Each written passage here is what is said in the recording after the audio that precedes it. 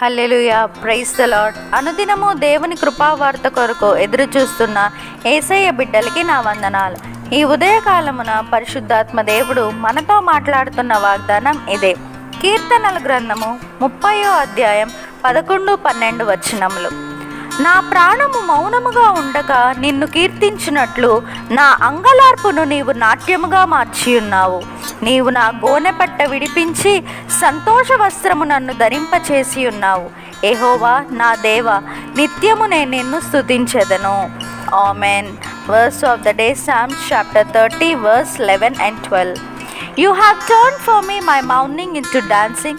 You have loosed my sackcloth and clothed me with the gladness, that my glory may sing your praise and not be silent. O Lord my God, I'll give thanks to you forever. Amen.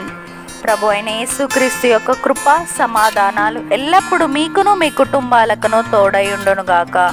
Amen. Believe in God that He is going to give more than you asked for. Amen.